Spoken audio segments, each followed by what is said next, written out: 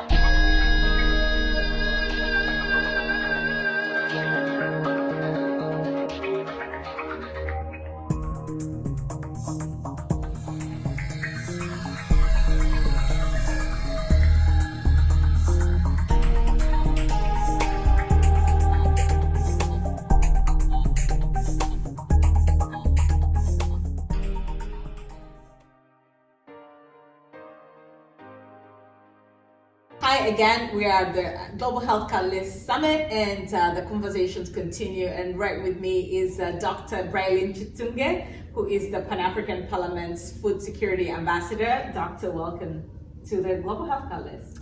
Thank you very much, Vivian. It's good to see you again after 3 years. It's always a pleasure to hear from you, to talk to you, to engage with you. You're doing an amazing job with the Catalyst, to be specific, I think, with phytomedicines.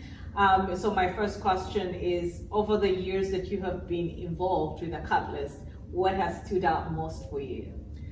Well, the launch of the education platform yesterday, I think, was like the peak of the moment, and COVID has unfortunately not helped us, so we lost a good 3 years, because as you know, remember we were here in 2019 when we launched the first platform of phytomedicines and medicinal cannabis. So yesterday, I think, was the moment of the time for us. And what were you launching? We're launching an education platform because what it is right now, there's no education that's being availed to the public and to the government.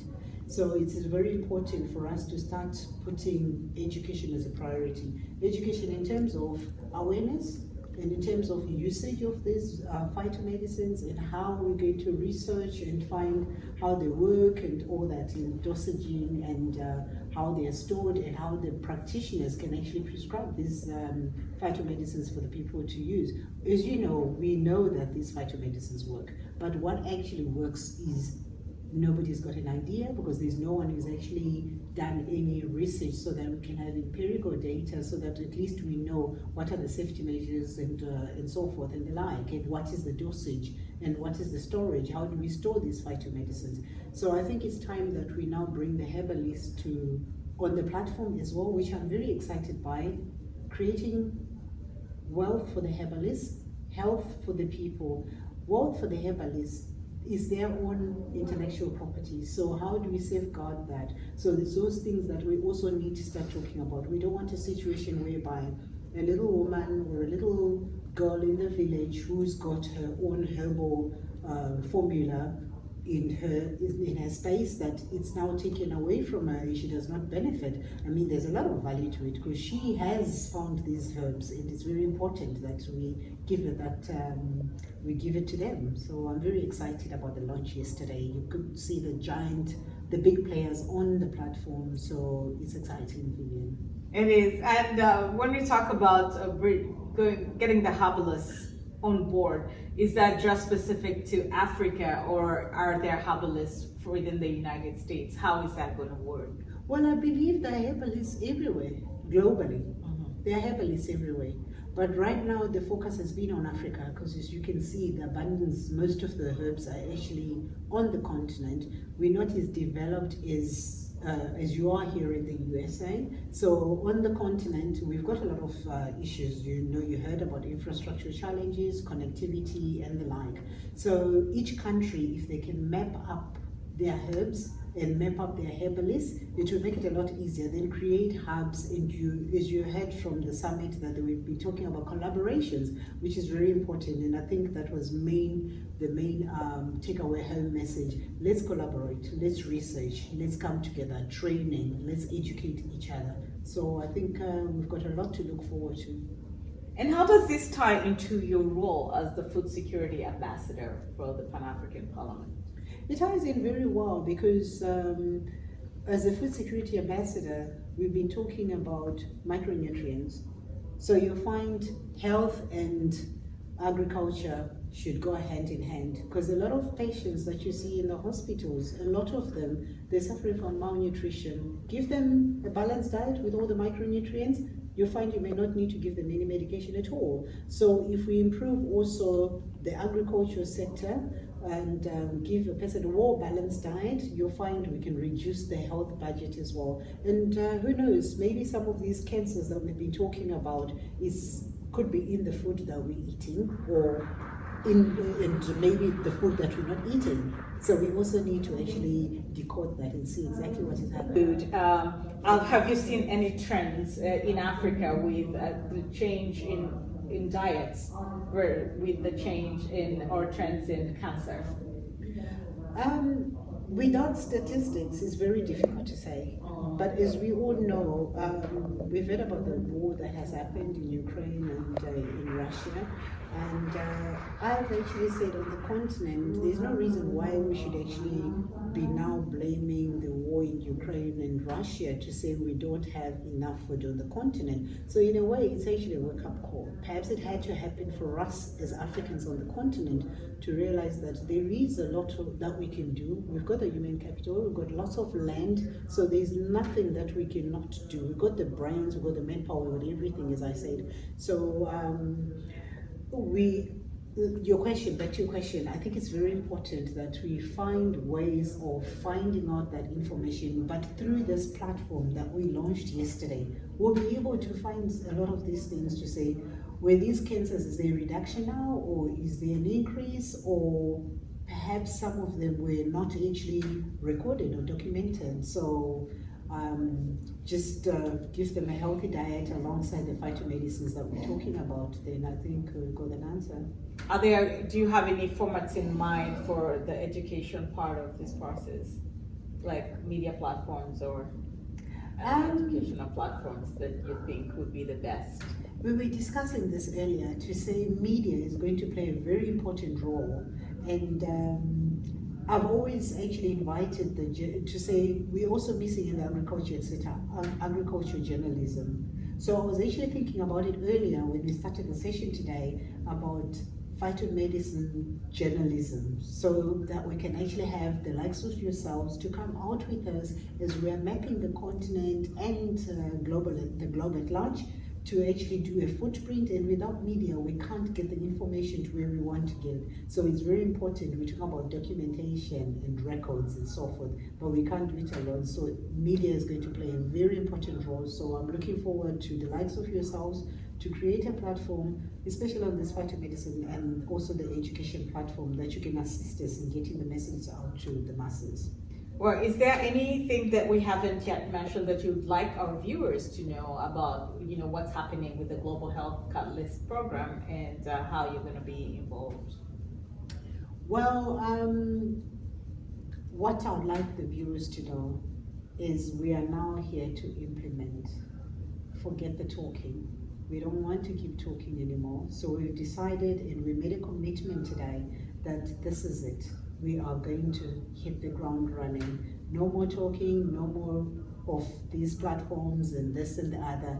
We want to see action. So the viewers must know that they're going to be part of this. They must be ready. We're out there, we're coming. We've now created a platform for the viewers, for them to be able to be participants as well. So this is for everyone. So I'm looking forward and very excited. We'll be going to Bangladesh very soon for the next Global Health Catalyst Summit, which is really great because I'm looking forward to that as well. So there's been a lot of interest and excitement, as you saw today when we had our session earlier, that people were very excited and very attentive as well. And a lot of people actually said the comments coming out from them were, we learned a lot, we've been educated. So you can imagine if education has already started within this platform here, what more out there? So I'm hoping even the people that were online also learned a lot, and let's spread the message and let's do it together. We can do it. Absolutely. Dr. Brylyne, it's always a pleasure talking with you and hearing your vision for Africa, your vision for bridging healthcare disparities, and your vision for increasing food security. Thank you for being at this summit and on our show, little show. Always a pleasure, Vivian. Just also to mention that we've got a new president of the Pan-African Parliament, Chief Cherubira. He is our new president of the Pan-African Parliament, and he's very committed in ensuring that we push on the food security agenda. It's one of his priorities while in his term in office. So just a lot of congratulations to him and a lot of support, and he needs the media houses as well for us to be able to drive this initiative with him in the Pan-African Parliament. Absolutely. Hopefully I can get an invitation to come to the Parliament and have a conversation with him and just ask him a few questions about the vision. And earlier you mentioned that we should be ashamed of being food insecure as a continent of Africa, because we have all the resources we need to thrive. But well, you didn't quite say we should be ashamed, but it's a call to action. This war in Ukraine was a wake-up call, and I hope that through your work and through his work, we can increase food security on the continent. Thank you very much, Vivian. I did say we should be ashamed, and indeed we should be ashamed. And I summed it up to say we are truly victims of our own success on the continent. Let's just organize ourselves and manage ourselves. And I keep saying that all the time. So indeed, we should be ashamed actually to say the war in Ukraine and Russia so far away from us that is affecting us on the continent. Why should it affect us? So hopefully, as I said earlier, it's a wake-up call, and we should all get up, pick up the pieces, and let's get farming, and let's be food secure and ensure food sovereignty in every single country that's on the continent. Absolutely. Again, thank you for being my guest and for speaking with me. Thank you very much, Vivian. Always a pleasure. And to our viewers, thank you for watching. Till next time. Thank you.